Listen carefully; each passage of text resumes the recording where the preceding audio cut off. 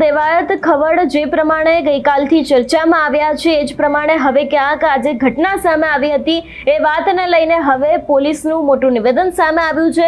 પોલીસે સમગ્ર ઘટનાને લઈને મોટા ખુલાસા કર્યા છે, તેના વિશે વિગતે ચર્ચા કરીએ। નમસ્કાર, હું હંસિની અને તમે જોઈ રહ્યા છો નિર્ભય ન્યૂઝ। લોકડાયરાના કલાકાર દેવાયત ખવડ એવું નથી કે પહેલી વખત ચર્ચામાં આવ્યા છે। આની પહેલા પણ દેવાયત ખવડ ઘણી બધી વખત ચર્ચામાં આવી ગયા છે। આપણે જોયું હતું કે તાલાલામાં ગઈકાલે એક મોટી બબાલ થઈ હતી, ક્યાંક સીધું નામ દેવાયત ખવડનું સામે આવ્યું હતું। દેવાયત ખવડ અને તેની સાથે તેમના જે બીજા લોકો છે એ લોકો ઉપર ફરિયાદ પણ નોંધવામાં આવી છે, પરંતુ ક્યાંક હવે આ વિષયને લઈને પોલીસનો મોટો ખુલાસો સામે આવ્યો છે। વધુમાં આ વિષયને લઈને પોલીસે શું કહ્યું સાંભળીએ। જેમાં ગાયક કલાકારે કંઈક સાહિત્ય કલાકારે ધમાલ બચાવી છે, પોલીસે કડક ગુનો દાખલ કર્યો છે। શું છે આખો મુદ્દો? ગઈ તારીખ 12/8/25ના રોજ તાલાલા પોલીસ સ્ટેશન વિસ્તારમાં એક કૃષ્ણા ફાર્મ હાઉસ આવેલું છે। એ કૃષ્ણા ફાર્મ હાઉસમાં ધ્રુવરાજસિંહ રામચંદ્રસિંહ ચૌહાણ, તેના ડ્રાઈવર તરંગ અને એના કુટુંબી ભાઈ રાજેન્દ્રસિંહ આ લોકો ત્યાં રોકાયેલા હતા અને એ લોકો ગઈકાલે આશરે 11:30ની આસપાસ સોમનાથ મંદિર દર્શન કરવા માટે જવા માટે નીકળ્યા। એટલે એ લોકો ચિત્રોડ ફાટક તરફ આગળ વધી રહ્યા હતા। એ અરસામાં સામેથી એક બ્લેક કલરની એક ફોર્ચ્યુનર ગાડી જે નંબર પ્લેટ વગરની હતી એ આવી અને સીધી આ લોકોની ગાડીમાં, આમની જે કિયા ગાડીમાં આગળના ભાગેથી જોરદાર ટક્કર મારી। તેમજ ટક્કર વાગતા આજે ધ્રુવરાજસિંહ છે પોતે જ ગાડી ચલાવતા હતા, એમણે એનાથી બચવા માટે ગાડી પાછળ લીધી તો પાછળથી એક ક્રેટા બ્લેક કલરની હતી, એણે પણ પાછળથી ટક્કર મારી। એમ આમની ગાડીને આગળ પાછળથી જોરથી ટક્કર મારી અને રોડની સાઈડમાં ઉતારી દીધેલ।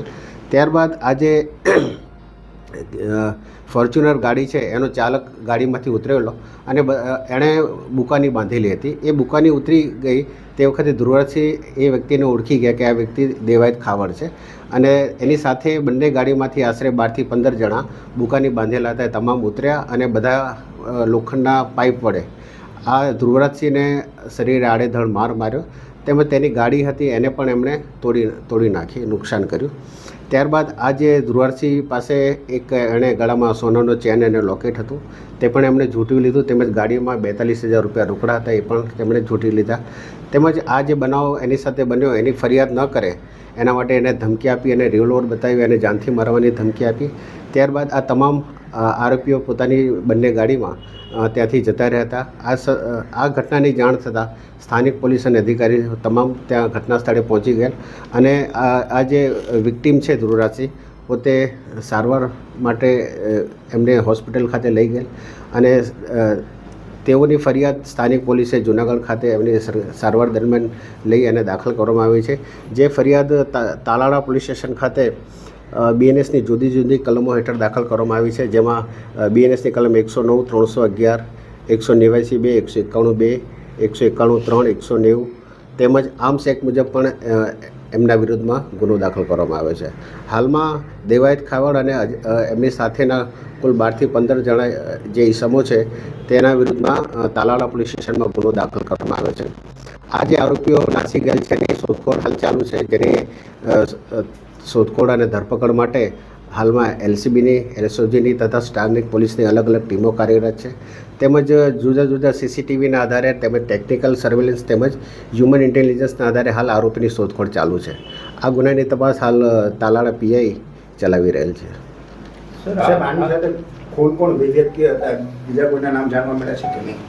હાલમાં અમારી પાસે પ્રાઇમરી અમુક નામ આવ્યા છે, પણ એ બાબતે હાલમાં હજી તપાસ ચાલુ છે। આ જે એમાં BNSની 109, 311, 189(2), 191(2), 191(3), 190, 351(3), 118(2), 118(1) તેમજ આર્મ્સ એક્ટની કલમ લગાડવામાં આવી છે। સર, યુવરાજસિંહને મારવા માટે દેવાયત ખાવડ દ્વારા પૂર્વાયોજિત કાવતરું કહી શકાય કે કેમ? આમાં એવું છે કે જે ધ્રુવરાજસિંહ છે એમણે અગાઉ પોતાના ત્યાં એક ડાયરાનો કાર્યક્રમ આયોજન કરેલો હતો। એ ડાયરાના કાર્યક્રમમાં આ દેવાયત ખાવડને આવવાનું હતું, પણ કોઈ કારણોસર તે ત્યાં ગયેલ નહીં અને એના જે 8 લાખ રૂપિયા એમણે અગાઉ લઈ લીધેલ હતા અને એ બાબતે એમણે અગાઉ બોલાચાલીને માથાકૂટ થઈ હતી, એનું મન દુઃખ રાખ્યું હતું અને આ ધ્રુવરાજસિંહ હાલ અહીંયા સાસણમાં પોતે આવ્યા છે. એ બાબતની આ લોકોને માહિતી મળી. એ અનુસંધાને એમણે એની રેકી કરી અને તપાસ કરી અને એ લોકો ઈરાદાપૂર્વક પોતે કાવતરું રચી અને અહીંયા એને મારવા માટે આવેલા અને એમણે આ ઘટનાને અંજામ આપીને પોતે હાલ ફરાર થઈ ગયેલ છે. સર, આ પૂર્વાયોજિત કાવતરું હતું તો આમાં 307 કલમનો ઉમેરો થઈ શકે કે કેમ? હાલમાં એ પોલીસે એ કલમ ઉમેરી અને એ મુજબ જ ગુનો દાખલ કર્યો છે. આરોપીને પકડવા માટે આપણે કોઈ ટીમો કે કંઈ બનાવી શકીએ? હાલમાં અમારી એલસીબી, એસઓજી, સ્થાનિક પોલીસની જુદી જુદી ટીમો અલગ અલગ જગ્યાએ કાર્યરત છે. તેમજ અમારા જે હ્યુમન ઇન્ટેલિજન્સ છે, ટેકનિકલ સોર્સ છે, તેમજ જુદા જુદા સીસીટીવી ચેક કરીને હાલમાં આરોપીની ધરપકડની કાર્યવાહી ચાલુ છે. સર, આરોપીના અનેક બીજા ક્યાંય ગુના છે કે ગુનાહિત પ્રવૃત્તિમાં આરોપી? હાલમાં જે આ દેવાયત ખાવડ છે એના વિરુદ્ધ અગાઉ રાજકોટમાં એક ગુનો દાખલ થયેલો છે એવી વિગત હાલ સામે આવી છે. સર, આ અમની રેકી કરતા હતા, કઈ રીતે ખબર પડી શાસનમાં છે? કંઈ સોશિયલ મીડિયાના માધ્યમથી?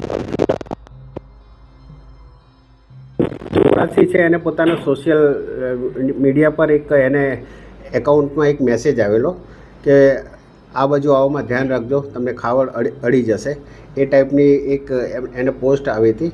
એના ઉપરથી એને લાગ્યું કે એની રેકી થઈ રહી છે અને હાલ એના પાછળ કોઈ માણસો આવા લાગેલા છે. જે પ્રમાણે પોલીસ દ્વારા મોટા ખુલાસા કરવામાં આવ્યા છે એટલે ખાસ કરીને હવે આગળ જોવાનું રહેશે કે આ કેસની અંદર કયો નવો વળાંક સામે આવે છે અને હવે જે પ્રમાણે સીસીટીવી ફૂટેજ પણ સામે આવે છે એના ઉપરથી પણ જોવાનું રહેશે કે કઈ રીતની કાર્યવાહી કરવામાં આવે છે અને ખાસ કરીને કયા નવા ખુલાસા થાય છે. તમારું શું માનવું છે આ વિષયને લઈને અમને કમેન્ટ કરીને ચોક્કસથી જણાવજો. તેની સાથે અમારી ચેનલ નિર્ભય ન્યૂઝને લાઇક, શેર અને સબસ્ક્રાઇબ કરવાનું ભૂલશો નહીં. નમસ્કાર.